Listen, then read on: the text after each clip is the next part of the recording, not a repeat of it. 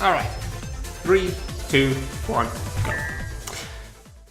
Alright, welcome to I Wanna Take the Time Machine 2.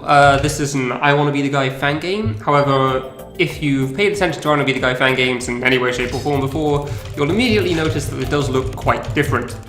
That'll be because while most I Wanna Be the Guy fan games use a regular engine, this one's actually got its own custom engine just for this game. Also, if you're wondering why I'm running Take the Time Machine 2 and I'm not running Take the Time Machine 1, that would be because it's got some issues, and that's all we're going to say about that. So yeah, the difference between this and regular fan games is that firstly you can shoot upwards and downwards, you can crouch, you move slowly while crouching, and well, the kid's a little bigger than normal, but otherwise it's pretty alright. Otherwise it's all pretty much the same as what we all know. So yeah, this game is about going to various destinations in time and doing something there. There is a plot for this game, however the creator of this game, Fluka, is Korean, therefore I do not understand any of it. So whatever the goal is, I'm not really sure, but we're going to do it anyway. So yeah, welcome to the first world. This is an ice world in the Ice Age period. First mechanic that we've got here are these springs that will boost you up immediately. If you hit them from the side like that one, you'll get up hits even earlier, so you do want to try to hit that one as soon as you possibly can. Should have reset. And there's also these slidey parts on the ground, which even if you're crouched, you actually won't run slowly. So there is a bit of a skip here with the snowball. You can actually hug the wall and go straight down instead of jumping back up. However, I still can't quite figure out how that skip works, so I try to just leave it alone. Because there's some weird interaction with this engine and walls in the sense that it will actually slightly slow you down if you're hugging it. However, for some reason, just getting close to the wall and not holding any buttons also doesn't make it go fast enough, so I just leave that one alone. Let's just give some basic information on all the worlds. So every world is going to work the same way. There's Act 1, Act 2, and then a boss. And both acts will be slightly different to... Okay, I guess we'll just jump up like that then. Play it slow here. Didn't mean to land that early, but sure. Every act and boss is going to have its own little thing going on, which I'll try to explain when I get in there. Although to start off, it's still relatively simple. Like, for the most part, this is just pretty straightforward platforming. There's occasional parts like here, you've got to go to one end, hit a button, and then come back to activate something, but otherwise it's just straight up what you see is what you get. There is a strat for this save where you have to just spam jump to get all the way across, but it's actually surprisingly difficult, so it's not really worth the time save. Also, things that I wouldn't recommend, skipping saves. Generally a bad idea. But yeah, one of the reasons the strat about going across the side here is known about is because this game has 4 difficulties. Easy, normal, hard, and lunatic, and in lunatic it's actually required. So, in terms of difficulties, easy, it goes easy, normal, hard, and then it kind of skips 3 levels and goes straight into lunatic, because Fluka's a madman who does what he wants. Alright, last screen of Act 1 now. Pretty much just like a small screen involving everything that we've seen so far. There's jump refreshers here, the rings that spin around, buttons that trigger things, and ice on the ground here. And of course the water things boost you up. I didn't really talk about them, but as long as you're holding jump, they will always boost you up for those water things. And you kind of want to hold it for as long as possible, otherwise you won't make it off the top of the ceiling.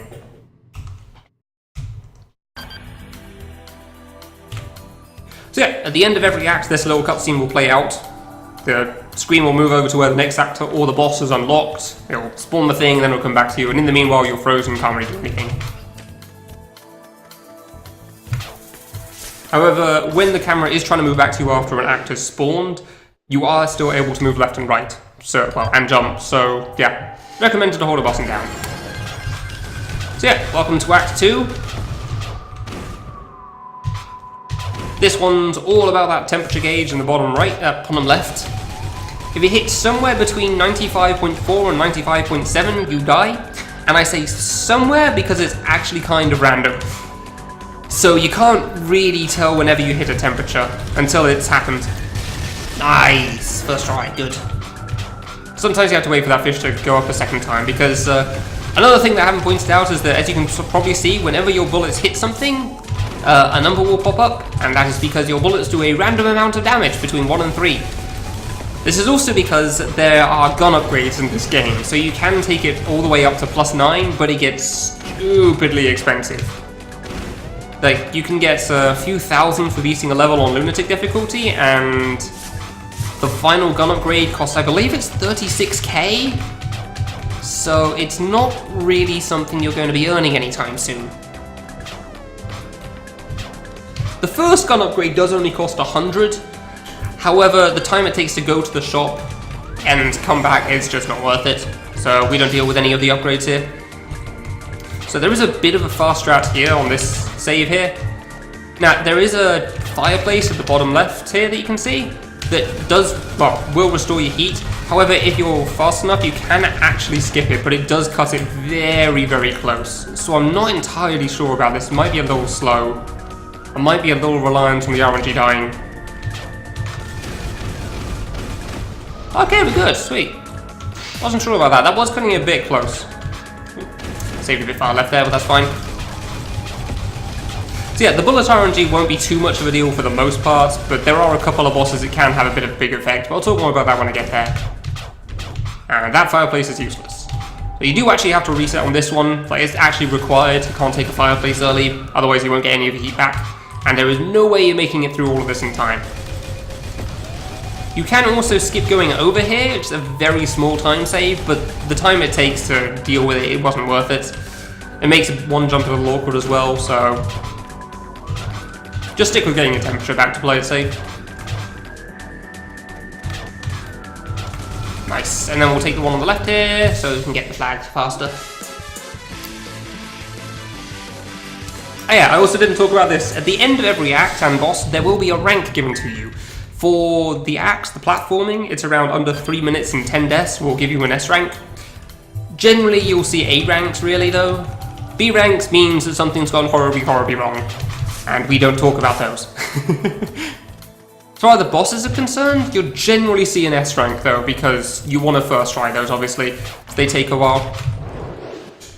Second try isn't too bad, third try is, things are having issues.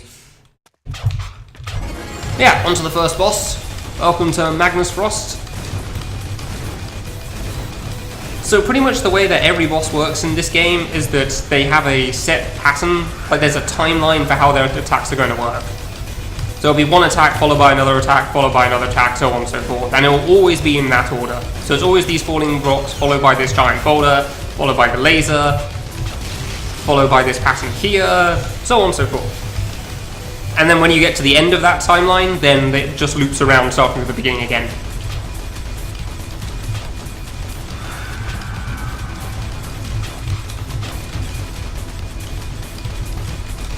Now, while the attacks are consistent in what will happen, it's not entirely consistent in what they're going to do. It's not all pattern.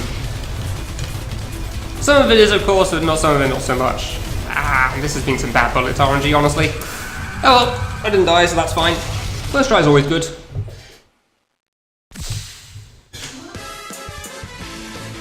So yeah, as you can see, that boss took a minute, so if I did die once right at the end, which I've done in the past, that's just easily a minute lost. So you really don't want to die on the bosses. I'm recording this at 50 and it's a 60 FPS game, which is another difference between regular fan games. I keep forgetting that part. Right, on to World 2. This is the Jurassic era. There are dinosaurs. So, another thing that you may have noticed on the fish in the in Acts 2 of the first world. In Fluka's kind of known as the Michael Bay of fan games. Like one of two Korean makers that's kind of along those lines, in the sense that if you can kill it, it probably explodes. For example... he faced the wrong way. That's not my bad. That's on me. Want to jump here so the bullets don't go through the legs, and there's a giant exploding T-Rex. If you don't remember that from Jurassic Park, don't worry, it's very easily missable. Special thing about these eggs here is that certain eggs have a tiny dinosaur in it, a tiny velociraptor, so I'll show by passing through this one. They always spawn and run to the left, yeah. They block your bullets and just waste time overall, so not really worth dealing with. However, you also can run through those eggs. So if it does not have a tiny velociraptor on it, you will die. So, this is still an I Wanna Be the Guy fan game after all. Alright, here's hoping for good RNG. The first section of these fireballs doesn't matter too much because you got to get to this little dip and wait anyway. But on the second one, you kind of want to have to duck as little as possible because ducking makes you move slower. And not great. I messed up, damn. Not great, and I kind of panicked on that one for some reason. Ah, that was a slow one, huh? So yeah, the first one doesn't matter too much because the wall of fireballs is pretty much a set timer. Guess I'll take that. Well, great fireball RNG, but not too much you can do about that.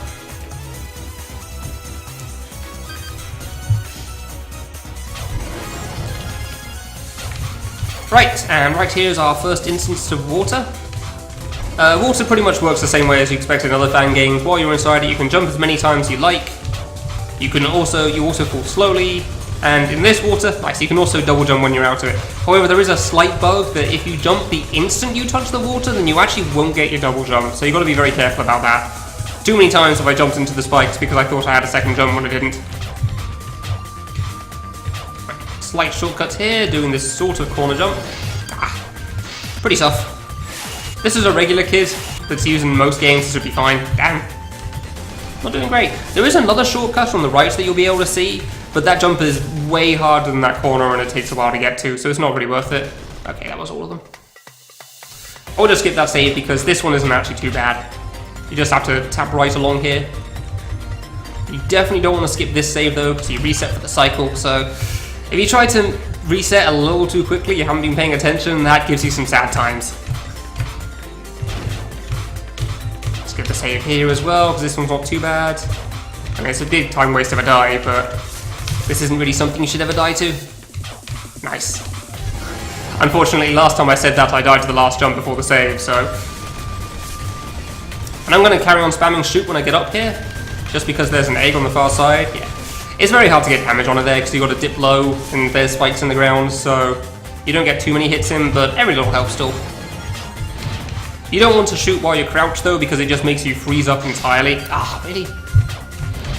So you just stop moving, that's obviously very slow. So yeah, this probably isn't going to be an S rank. This act is actually the hardest one in the whole game to try to get an S rank on. Like when I was first playing, I straight up just could not manage this until I'd upgraded my gun. Yeah, because I got under 10 deaths, but I was very much over 3 minutes. Wasn't even close to an S. That thing is brutal. Which is funny because the boss is actually one of the easiest S ranks in the game, where you can die quite a few times and still get it. For some reason you can also land on that tree. I don't know why. It's the only thing in the hub that's like, in one of these hubs, there's something you can stand on that isn't clearly something you can stand on, but alright, okay. Is what it is. So, World 2, this is the first instance we see of the high jump refresher. So instead of just a regular jump refresher, this one will make you jump really high. Pretty much speaks for itself. From what I remember, apparently Take the Time Machine 1 was actually one of the first fan games to include this sort of a gimmick. And we want to reset on this save because of something that happened at the end. So there is an air quote shortcut at the end of the save, if you manage to do it all in one go, that lets you take an upper path on the save after. But firstly, it means you have to do 3 saves in one go, and secondly, the upper path isn't actually that much easier. If anything, the bottom path is faster. So it's not even worth trying. You just reset and go on your way. And some T-Rexes, you don't even have to kill yourself. Doesn't even give you an explosion, how disappointing. What sort of a T-Rex doesn't give you an explosion when it dies? Damn, dude. Yeah, a little bit of a slow section here. Just got a bunch of eggs to shoot and make your way through over to the next bar. Generally it takes 2 rounds of shots to kill any of these eggs, but occasionally it will take a 3rd round, which is a little annoying because again, you can't move when you're stuck in the ground. Gotta be far to the right for this one. Nice. Bit hard to first try normally. There's a couple of tries, but this upper route is really, really hard. Ah! Alright. That saves time, because the bottom route is 3 eggs, which is obviously slow to shoot, so cool. Guess I'll take that. Haven't practiced that upper route too much, but I seem to be doing well at it recently. Cool.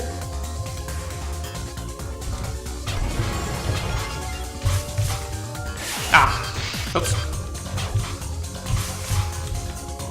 So yeah, deaths don't matter too much, thankfully, for the most part. They're normally pretty short, unless it's a death on a boss.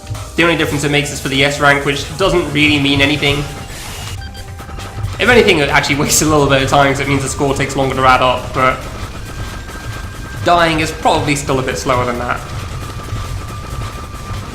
Okay, he's getting low, so we want to try to be as close as possible to this guy when he dies, because when he does, well, the explosion doesn't kill you, thankfully, but everything else that's trying to kill you does disappear, so...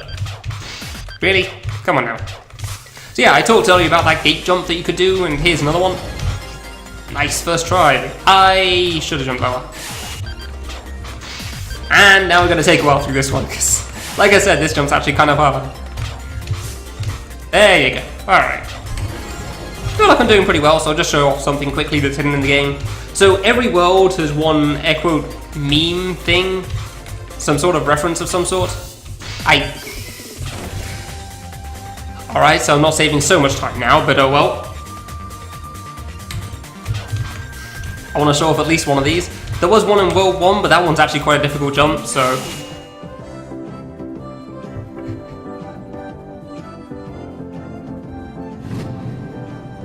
yeah.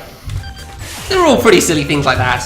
The one in World 1's a JoJo's reference, the one in World 3 is a...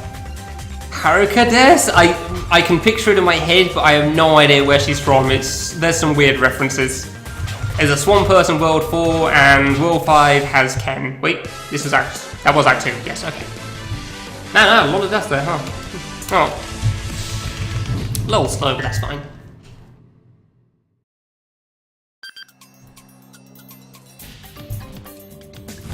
So I might show off the shorter ones of those references when I get the chance, but yeah, the ones in World 1 and World 3 are very, very difficult. Alright, on to Boss 2. So, we've all seen dinosaurs being fought before. Here's another one. Or its foot, at least. Because, you know, why fight a whole dinosaur when you can just fight its foot? Right? So you do have to try to turn around here when you're jumping, just because it gives you a little bit of extra damage on the boss. When I was first playing this, I didn't actually think about that, and it made me take quite a few more cycles on this guy than necessary. Because normally you have to do at least 2, but it does vary a little bit. Okay, wait. Should be good. Ooh, a bit close, but that's fine. So this boss is also the one that bullet RNG really matters the most. Because if you get good bullet RNG, you can skip an attack at the end. And if you get bad bullet RNG, you have to deal with the rocks falling for a second time. Which obviously isn't great. Yeah. So he still has 12 health here, so unfortunately we've got to deal with this rock attack a second time. Do want to be a bit careful though. I could have just stood there and killed him, I think, but it's never worth the risk, so... I tried doing that once, and yeah, it did not pay off. Easily an S rank. Even with the death. Yeah, the boss is by far the easiest S rank. I had 4 deaths early on, but still 4 deaths. And still managed to nearly get it once as well.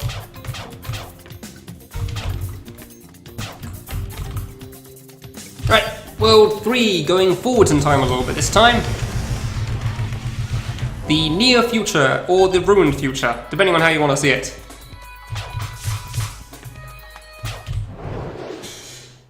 Ugh. So yeah.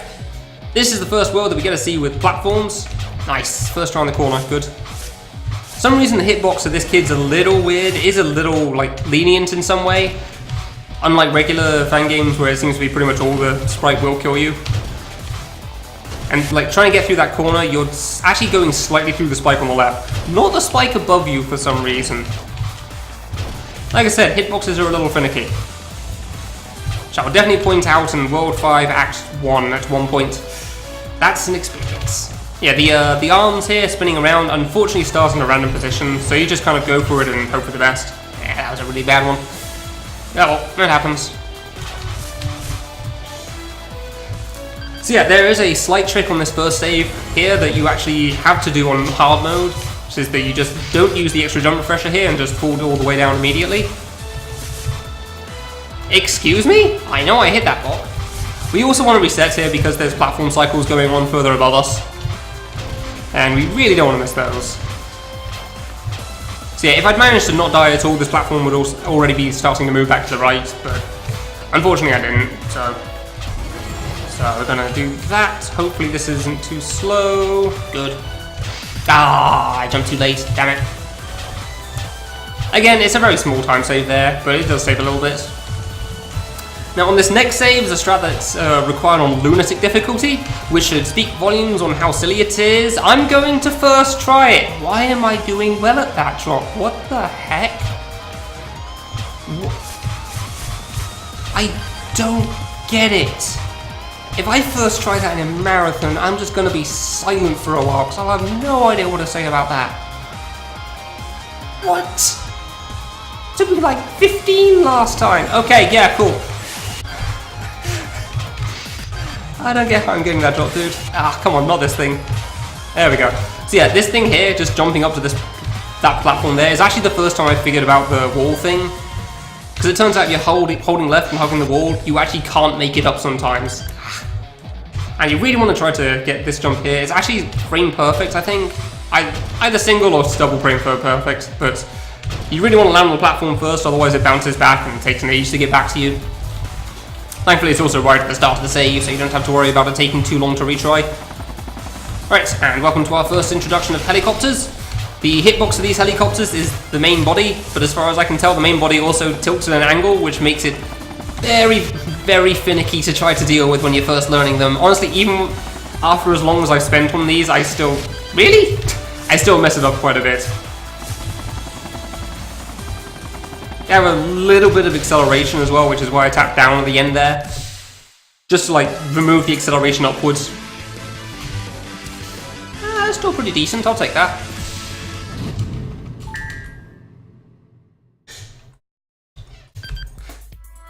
Okay, Act 2. Ah, yes. Lightning the stage. So again, to point out the difference between normal and lunatic here, if you like seeing things, don't recommend this act on lunatic for you. It's a little, well, if you're struggling with this, which is entirely reasonable because it is a bit hard to see at points, feel free to turn up your monitor's brightness. Ooh, I stopped in the middle there, that wasn't good of me. This isn't a save it iron. There we go. Yeah, this is basically pitch black on lunatic. Like, you can still make it out, barely, but nowhere near enough to be worth trying any of the jumps, especially with how hard those jumps are compared to normal. Reset here for cycles and to make it easier to get up. I did try finding a faster strat for this platform, but honestly it just didn't work out, so you just take it as it is. Be careful. Yeah, that was a bit off. Thankfully this saves just literally this one drop here. There we go. Third try's alright, I guess.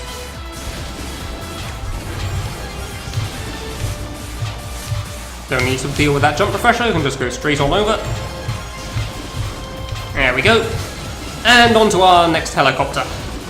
This one's a bit more straightforward, thankfully. Oh, wait. No, never mind. It's not the one that's straightforward. That's one in the future screen.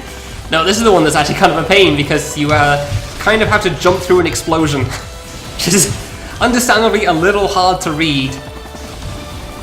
Ah, damn it. See, also, if you jump off before the helicopter touches a wall, you won't die, but if you're still on the helicopter when it touches the wall, then you're going down with the ship. Not a good time. Tap, tap, tap. This is the one I was thinking of, yeah. Just tapping up and down. And you jump off at the end just to fall down a little faster. Yeah, when they're hitting the walls, those jumps are pretty tough. Alright, last screen of Act 2, although also kind of a long one. Nice.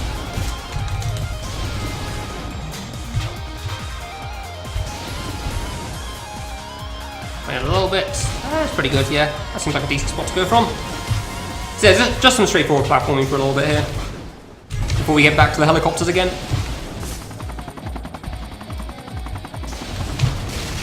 Ah, I actually hit the helicopter blades. So yeah, as it turns out, touching helicopter blades, even with your feet, not recommended. Still kind of painful. Ooh, I actually never jumped to the spikes above. That would have been a new one. Huh. There we go. Got a little fast there to make sure you don't skip the platform. And it does waste a little bit of time to get that save, but that, nice first try. That tower climb there can be a bit problematic sometimes, so it's always worth taking.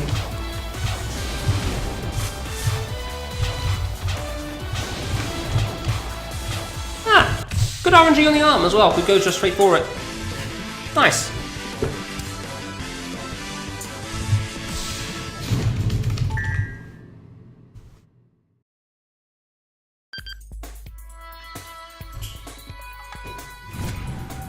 Very few S ranks so far, which I'm a little disappointed about, but oh well. I've gotten very close to them, just not quite made it.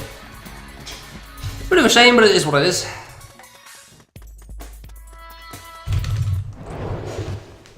Alright, so boss 3. The important part, as always, is trying to shoot a boss as much as you possibly can. However, this guy makes that a little difficult at points. This first fire pattern's all just patterned. Yeah, this attack right here. So these things spawn in random spots. And the same for some of the lines here. So you have to be very careful when you're jumping up. That was way too close. I'm surprised that lived. A jump always worries me. But that attack, yeah, the attack there with the RNG targets is pretty much the only one that you have to worry about. Okay, I'll take that, sure. Okay. I don't know, I might have been able to just go for it, but it's never worth the risk. So I'll take going around for the second loop, even if it's just the start. Overall, this one's actually been pretty darn good so far. First trying most of the bosses. Like, in this game, first trying the boss is by far the important part. You really want to make sure you first try all of them.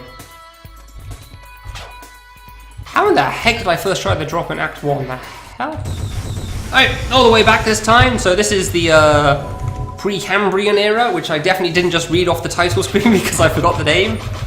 So this world actually has some stuff going on, which is why it's got a straight up tutorial warp. If I have time, I would go into it and show off something that I find very funny, but we'll see what happens with that. So yeah, both acts have their own very special thing going on. For this first act here, you can see that I now have a level in the bottom right. And every time I collect one of these green cells, shame, my level will go up. Assuming I collect 4 of them. If I don't collect 4, no level for me yet. Nice. Gotta skip a couple of them at least, that's good. So this act is very much a case of go fast to go faster. Not dying is very much important in this act. Nice. Not dying to those. Because if you don't die, it means you get to keep your level for next time, because the only way your level goes down is when you touch a spike. Now, when you have level 1, you can touch a single spike. When you have level 2, you can touch one of these double spikes, and level 3, a 3 spike. But every time you touch a spike, it will only go down by 1 level. Which means if you don't die, it means you get to keep all those levels for the next one, and you don't need to collect so many cells.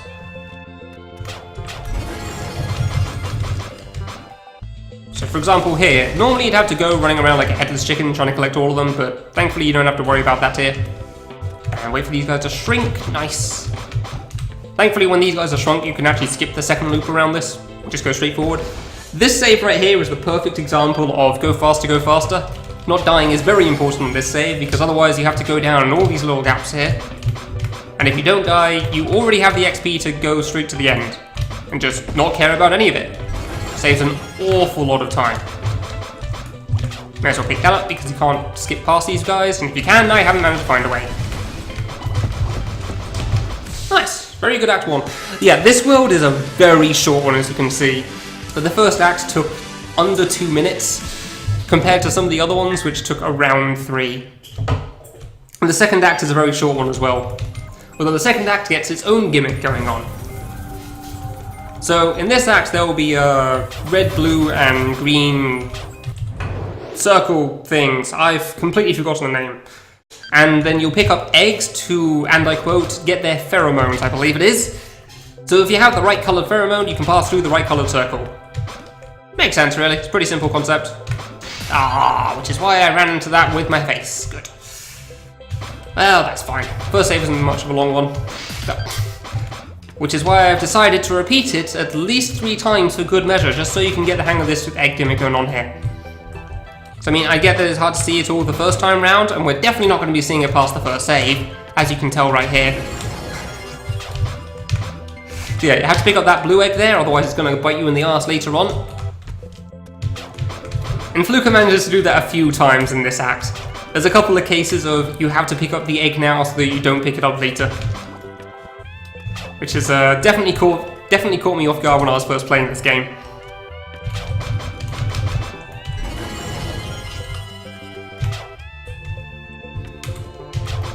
Yeah, otherwise this screen's relatively straightforward. Just do the platforming and get to the end.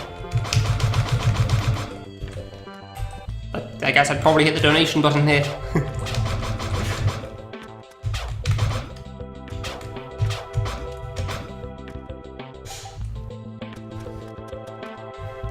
Alright, so for the start of this one, we actually do want to reset, because while most of them are spinning on a set loop, it turns out for this first one, it doesn't really make any difference if you reset or not, because it will start in the same space as when your player gets unfrozen.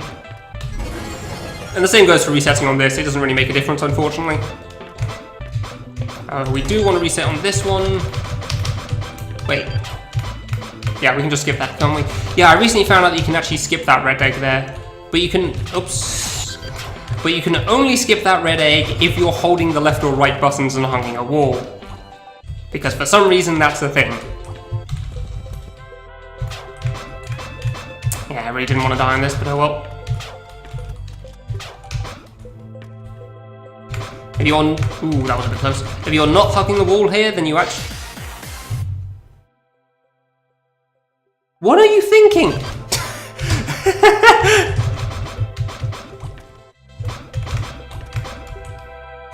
Excuse me?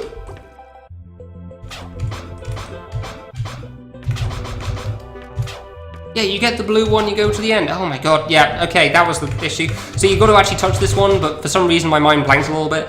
It's the fact that if you go straight up the middle there, or stay on the right side, you'll touch that blue egg while you're still inside the red circle, and then you die, and yeah, I just blanked for a little bit on that one.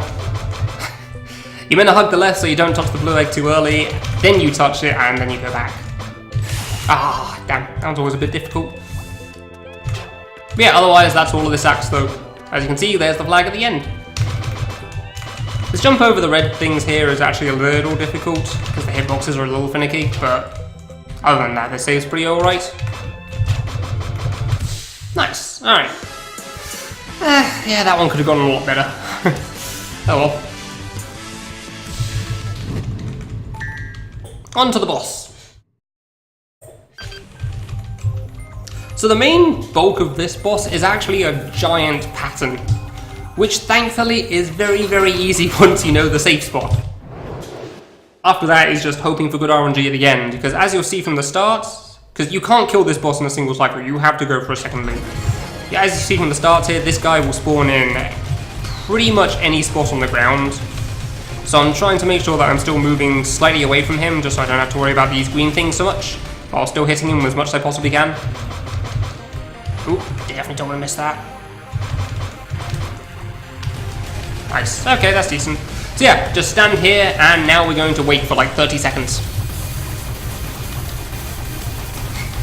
Good pattern. You do have to be a bit careful on here. Obviously you want to miss as few shots as possible, because that's wasted bullet damage. But you also don't want to be so close to the boss that you're cutting it a bit close to these bubbles here. Yeah, like I said, thankfully it's pretty easy. And got a bit of avoiding with these boulder things. I honestly still don't know what these are. They just go around and make it to the end. It might have gone a bit fast there. No, okay, that worked out well. So yeah, now we just hope, yeah, good. See, you have to kind of hope here that he doesn't spawn too far to the right, because he can actually spawn further right than this. Okay. Little iffy, but it works out. So yeah, the further right he is, the harder that last little bit is. Ah yes, the split names.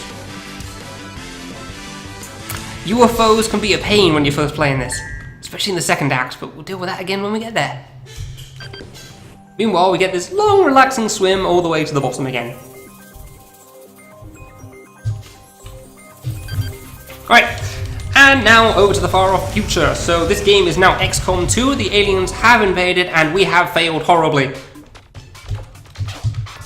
So this is the kids' one chance of revenge and blowing up a couple of UFO ships on the way, because, you know, fighting aliens, you want to blow up some UFOs, right?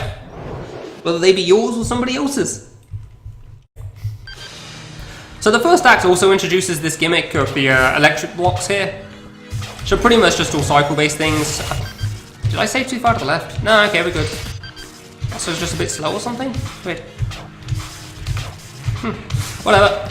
Then we get our first set of these UFOs. So for these ones, nice. They'll always be shooting directly at you. You want to try to keep as much damage on them as possible, obviously, so just making sure you always hit them. That was some really good UFO RNG. Thankfully they crossed over an awful lot there, so I'm very happy about that. Reset for the lightning cycles. That was actually basically perfect. I don't think I missed a single shot, which I'm very surprised by.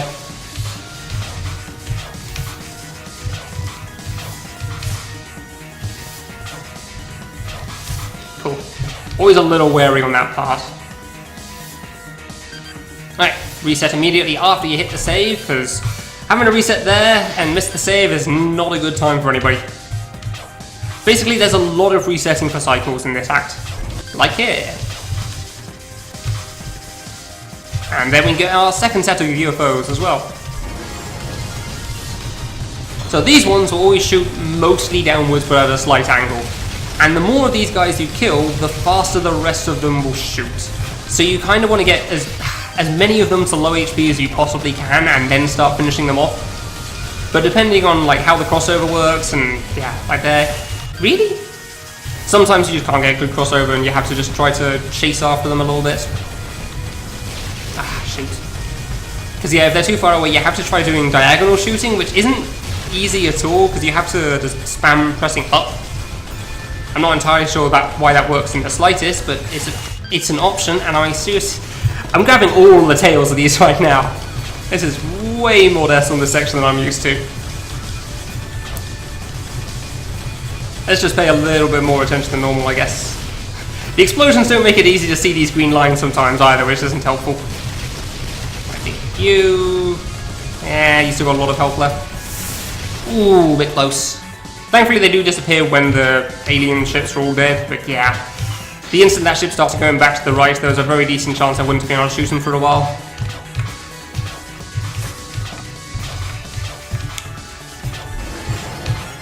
Right, and this is another thing that I can show off quickly.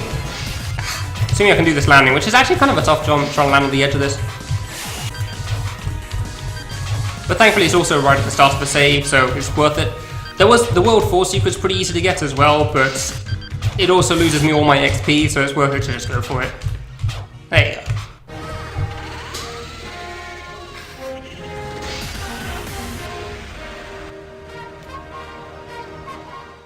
I cannot explain to you why any of these things are a thing, but it's a thing.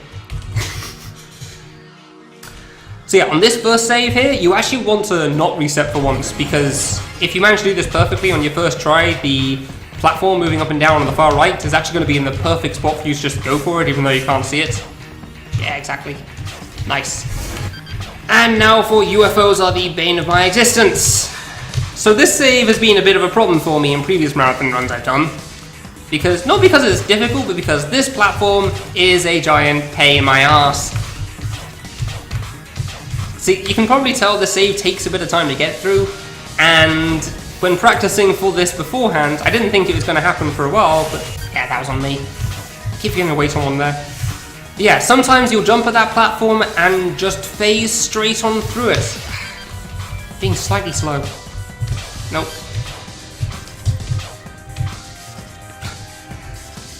So yeah, there was a marathon I did previously where I jumped to this platform at the bottom, and twice I just straight on passed through it. Like, we even got a slow-mo of that clip later on, and it's literally like one frame I'm above the platform, the next frame I'm below it for some reason. Okay, wait a cycle. There you go. Thankfully, none of that sort of nonsense going on this time. In practice, I managed to phase through it while at the top instead of right at the bottom. And yeah, it's not a good time. Ooh, 4 minutes. I lost so much on those UFOs. Hence the split name. Nearly a B. Oof.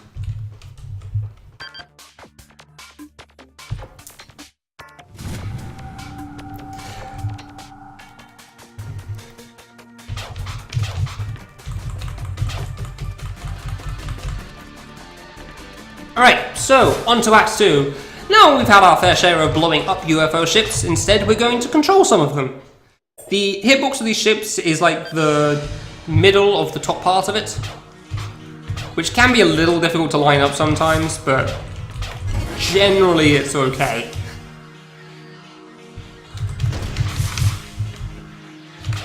Oop, a little far over there.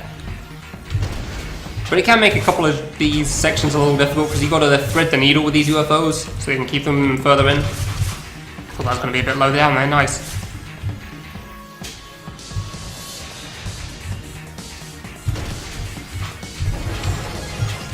Ah, I shouldn't have gone for that.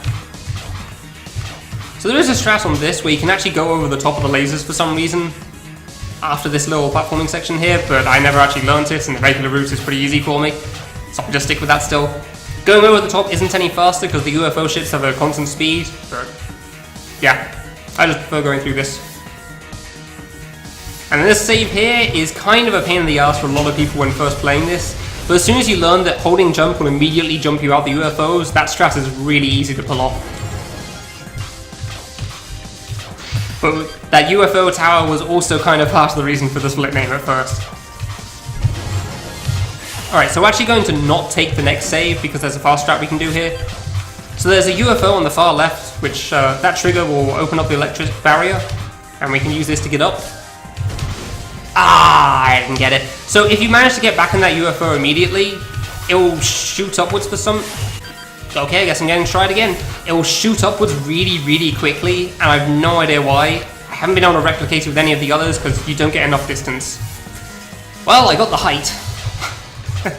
Unfortunately, I did not get the button, so the electric barrier at the end is not going to be unlocked. So, yeah, going around again.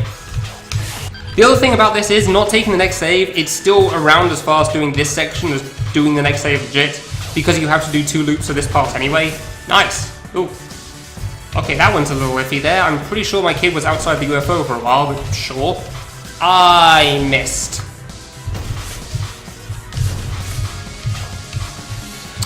Okay then, no, don't want to do that again. Nope, that's a bit slow, there we go. Ah, it's actually a bit fast, wow. Oh. And jump cancel with 1 button, good. There you go. I'm double jumping off of everything apparently. Good, there we go.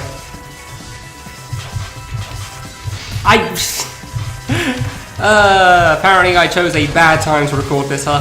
Well, these things happen. Yeah, I'm just gonna wait this time.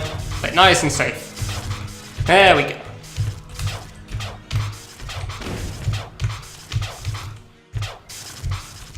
Okay, I wasn't sure about that one. I seem to be slow again. Wait for the cycle here. Good. So yeah, there's these UFOs here, but unfortunately you don't get enough distance to jump out of them and jump back in. So that strat with making the UFO shoot into the sky isn't a thing. Which is a real shame, because it would save a bunch of time being able to go over the top of this. No, well, hold jump button here to get out of this quickly. There we go, and this is a little finicky as well, so you have to be right on the edge and then you jump. Nice. And then, even though you shouldn't be able to jump because you're crouched, it will still let you. Actually surprised the score was that good considering. Alright, on to boss 5. Now this thing is 95% pattern. There is only one part that's RNG, and even that isn't actually that difficult. However, it's also a very long fight, so while dying is unlikely, if you do die, it's a very bad time. Also got one of the best songs in this game to me. Like, the screen shake, there is a lot of screen shake on this boss actually as well, I should point that out. However, it's still very much playable. It will probably look a little bad on a recording or on a live stream. But it's still very easy to tell what's going on as a player. And where you can go to avoid things.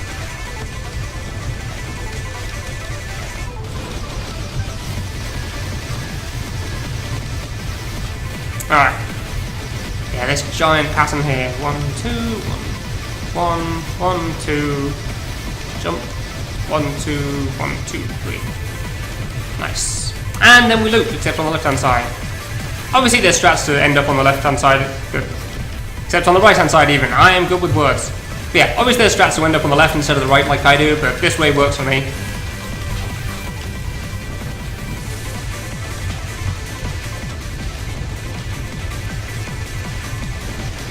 One, 2, 3. And this pattern ends up differently anyway, so being on a different side doesn't make too much of a difference. Huh, bad bullet RNG, that was actually a bit of a slow kill.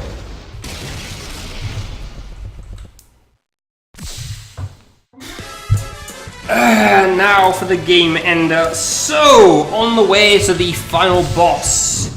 I'll try to explain as much as I can because this guy isn't so much of a difficulty curve so much as it is a difficulty cliff.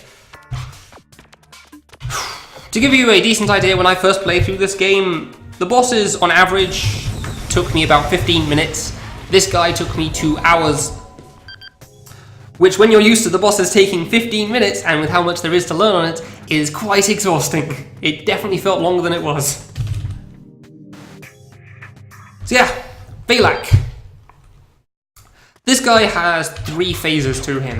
And I'm starting to explain now because I probably will die a few times. This boss is generally one that you either first try, or he takes like 15 minutes and your run's over. Which is great because he's at the end. So yeah, 3 phases. Phase 1, he has 6 new attacks, 5 of which are entirely patterned, 1 of which is pretty RNG. Keep in mind that, of course, when you first play this boss, you've never seen any of them, so you have to figure out a strat for each of them. So for example, this one, you move a little to the left, run to the right, and just run back and forth a little bit. You can shoot these things into the ground, which helps a little bit for getting back to shooting this guy's main body.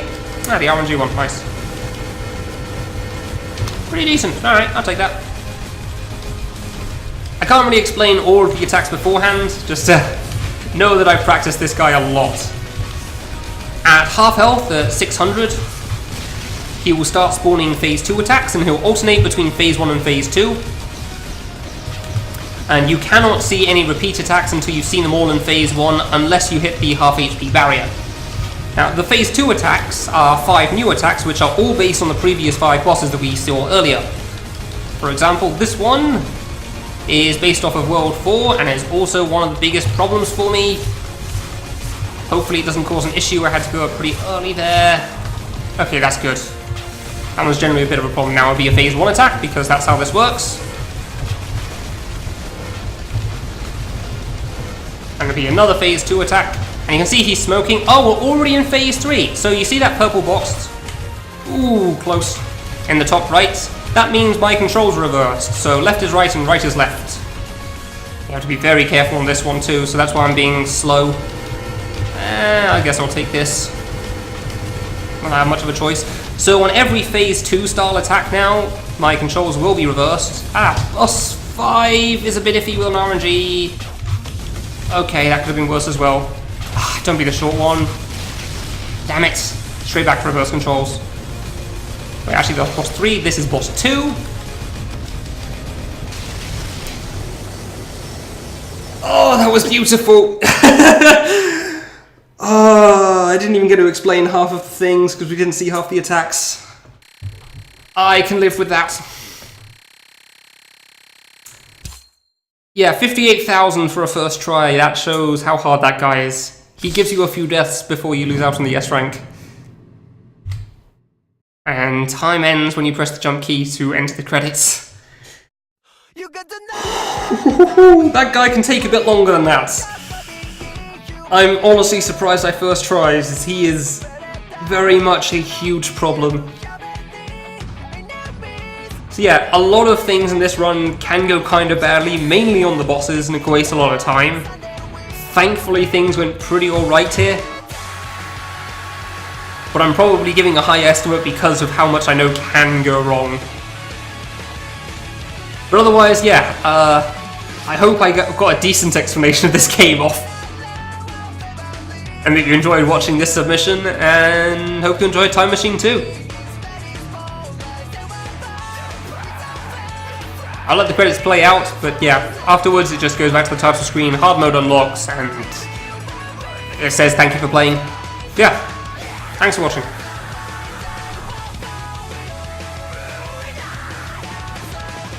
Oh yeah, fun fact, these credits are actually in English. It's so hard to tell that though. Just figured I'd point that out.